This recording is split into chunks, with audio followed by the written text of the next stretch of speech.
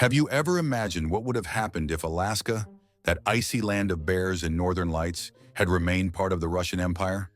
Imagine this. 1867, Alexander II is sitting in St. Petersburg, looking at a map and thinking, come on, why should I sell Alaska to the Americans for some $7.2 million? It's a pittance. It's better to keep it for ourselves. Maybe we'll find some more fur for fur coats there. And now, instead of the American flag, a double-headed eagle flies over Juneau, and local bars serve vodka on the rocks instead of whiskey. This story is not just an interesting what if. It is about how one agreement could have changed not only the borders, but also the fate of an entire continent. What if Russia had not given up Alaska, and it had become an outpost of the empire at the end of the world? How would that have affected America, Russia itself, and ultimately you and me? Imagine the United States without Alaska, without its oil, gold, and strategic position, and Russia, which suddenly becomes Canada's neighbor across the Bering Strait, and perhaps starts playing hockey even more seriously than it is now. This topic is like a good winter fairy tale. It's a little chilling, but it's impossible to tear yourself away. So get ready. We're going on a journey where Alaska speaks Russian, and the story takes us in a different direction than we're used to. So, let's go back to 1867. Alexander II, who in real history was persuaded to sell Alaska because it was unprofitable, decides in our alternate reality, no, these are my lands and I'm keeping them? Russia, already struggling to cope with the vast territories of Siberia, is now forced to invest resources in Alaska. The first years were a real challenge. The colonists, accustomed to the harsh conditions, continue to trade furs, but the empire begins to see Alaska as more than just an icy desert. The first turn, Russia fortifies Alaska. By the 1880s, Russia began investing in Alaska to make it a strategic outpost in the Pacific. Sitka, a small settlement that became an American settlement in real history, is transformed into a fortified port. Russia sends warships there, builds forts, and even tries to bring in Cossacks to restore order.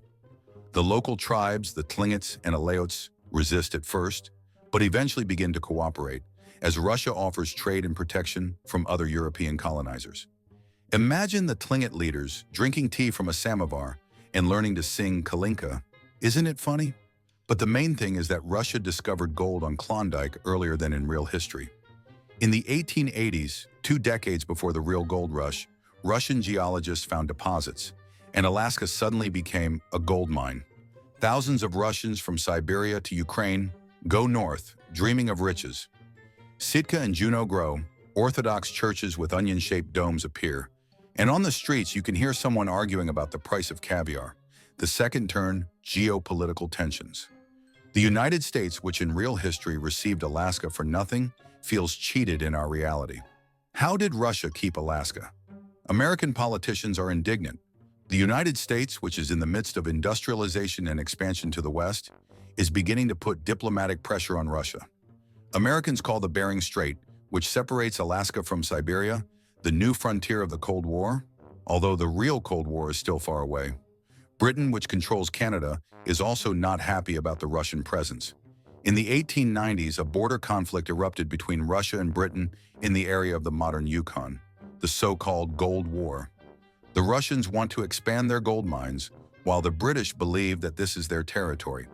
As a result, Russia is forced to make a deal. It keeps Alaska, but cedes part of the disputed lands to Canada. The Americans, who had hoped for a war between the two empires, just sigh. Well, at least one of them lost. The third turn, culture and technology. Alaska under Russian control is becoming a unique cultural cauldron. The Russian Orthodox Church is taking firm root. Churches are being built in every village, and icons are becoming part of everyday life, even for local tribes. Aleuts and Tlingits add their own traditions to Russian culture, such as wood carvings depicting Orthodox saints as totems. Imagine an icon of St. Nicholas carved in the Tlingit style. It's real art. Technologically, Alaska lags behind the United States, but Russia relies on infrastructure. By the 1900s, the first railroads appeared, connecting the mines with ports. The Russians also begin to produce oil earlier than in real history, as geologists find deposits in northern Alaska as early as the 1910s. This gives the empire an economic boost, but at the same time makes Alaska a tasty morsel for other powers. The fourth turn, Revolution and World Wars. 1917 brings the Russian Empire a revolution. In real history, Alaska was already American. But in our reality, it becomes an arena for the struggle between the Reds and the Whites. Whites, who favor monarchy, try to make Alaska their last bastion, but the Bolsheviks quickly take control. Alaska becomes part of the USSR, and now a red flag with a hammer and sickle flies over Juneau. During World War II, Alaska plays a strategic role. The USSR uses it as a base for operations in the Pacific, making it a key ally in the fight against Japan. The US, which in real history had Alaska for military bases, is now forced to cooperate with the USSR closer than it would like. This creates a strange alliance. American and Soviet soldiers drink vodka together in Sitka, discussing how they could do without all this politics. The fifth turn, modernity. By the 1960s, Alaska became a part of the Cold War in the truest sense. Its proximity to the United States through the Bering Strait made it an ideal location for Soviet military bases. Imagine, instead of American oil rigs, Soviet missiles pointed at Seattle. The United States responds by strengthening its position in Canada, and tensions rise. Culturally, Alaska remains unique. Russian dominates, but is mixed with local dialects. Schools teach Shevchenko's Kobzar alongside Tlingit legends, and local bars serve dumplings with salmon. Alaska is becoming a tourist magnet for those who want to see Russian America, Orthodox cathedrals, icy landscapes, and, of course, bears that seem to have learned to dance the Cossack. By the 1950s, Alaska, under Soviet control, was turning into an economic experiment that even Stalin himself called the ice pearl of the proletariat. Oil, which began to be extracted in the 1910s, becomes the backbone of the economy. Drilling rigs appear in the north, looking like the scenery for a movie about Siberia, but with a view of glaciers.